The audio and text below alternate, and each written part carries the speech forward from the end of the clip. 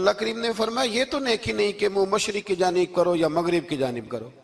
تو یا اللہ نیکی کیا ہے؟ فرمایا نیکی وَلَكِنَّ الْبِرَّ مَنْ آمَنَ بِاللَّهِ وَالْيَوْمِ الْآخِرِ. فرمایا نیکی تو یہ ہے کہ اللہ اور آخرت پر ایمان لاؤ. نیکی ایمان کا نام ہے. پھر فرمایا فرشتوں پر، کتابوں پر، نبیوں پر ایمان لاؤ اور اپنا مال خرچ کرو اللہ کی محبت میں، رشتہ داروں پر، یتیموں پر، مسکینوں پر، مسافروں پر، مانگنے والوں پر، غلام آزاد کرانے کے لیے. اور فرمایا نیکی تو یہ ہے کہ نماز قائم کرو، زکوٰۃ ادا کرو، اپنے وعدے پورے کرو جب تم وعدہ کر لیتے ہو، اور جب تمہیں کوئی مصیبت پہنچے اس پر صبر کرو. فرمایا اولئک الذین صدقوا، یہ وہ لوگ ہیں جو نیکی کے دعوے میں سچے ہیں، جو ایمان بھی لائیں، خرچ بھی کریں، مصیبت پر صبر بھی کریں. یہ وہ لوگ ہیں جو ایمان کے دعوے میں سچے ہیں. وَأُولَئِكَ هُمُ الْمُتَّقُونَ، اور یہ وہ لوگ ہیں جو پرہیزگار ہیں اللہ سے. آگے یہ آیت جس میں اللہ نے قصاص کا حکم دیا ہے، بدلہ لینے کا. یہ حکم اسٹیٹ کے لیے ہے، حکمرانوں کے لیے. فرمایا کہ جب کوئی شخص کسی کے ساتھ کوئی ظلم کرے تو پھر اس کا بدلہ لو. تو کس طرح بدلہ لینا ہے؟ فرمایا الحر بالحر والعبد بالعبد والانثى بالانثى، آزاد کے بدلے آزاد، غلام کے بدلے غلام، عورت کے بدلے عورت. ہاں اگر کوئی وارث معاف کر دے تو بات الگ ہے، ورنہ بدلہ لو. اور قرآن مجید نے یہاں ارشاد فرمایا کہ اگر تم بدلہ لوگے تو زندگی ملے گی، تمہیں زندگی ملے گی. اگر حکمران مجرموں کو سزا دیں گے تو باقی لوگوں کی زندگی محفوظ رہے گی، بچے گی.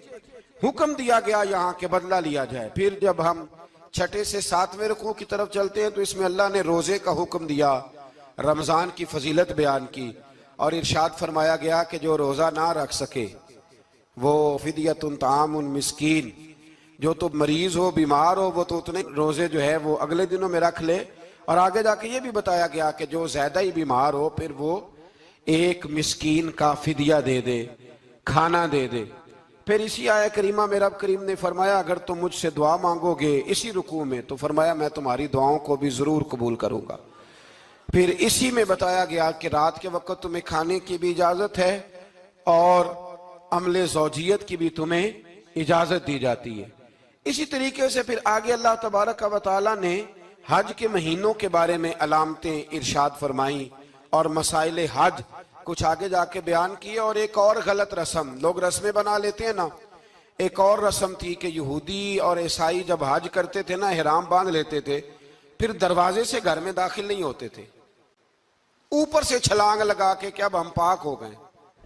تو دروازہ چونکہ گناہگار ہے، اس کے بیچ سے گناہگار آتے جاتے رہے ہیں، لہٰذا دروازے سے نہیں گزرتے تھے. تو اللہ کریم نے فرمایا یہ کوئی نیکی نہیں، یہ کوئی طریقہ نہیں کہ تم دروازوں سے نہ گزرو. وَلَكِنَّ الْبِرَّ مَنِ اتَّقَىٰ، دروازے کے اوپر سے چھلانگ لگانا نیکی نہیں، بلکہ نیکی تو یہ ہے کہ اللہ سے ڈرنا شروع کر دو. حج کے بعد پاک صاف ہو جاؤ، ڈرنا شروع کرو، یہ اصل میں نیکی ہے. تو پھر اللہ تبارک و تعالیٰ نے حج کے مسائل کافی تفصیل کے ساتھ، چونکہ وہ فقہی مسائل ہیں اور پوری اس کی جزیات ہیں، لہذا وہ ایک نشست میں کرنے کی بات نہیں. تو رب کریم نے وہاں مشعر حرام کا بھی ذکر فرمایا اور ان سب چیزوں کی طرف نشاندہی فرمائی جن پر توجہ کرنا امت مسلمہ کے لیے بڑا ہی ضروری ہے.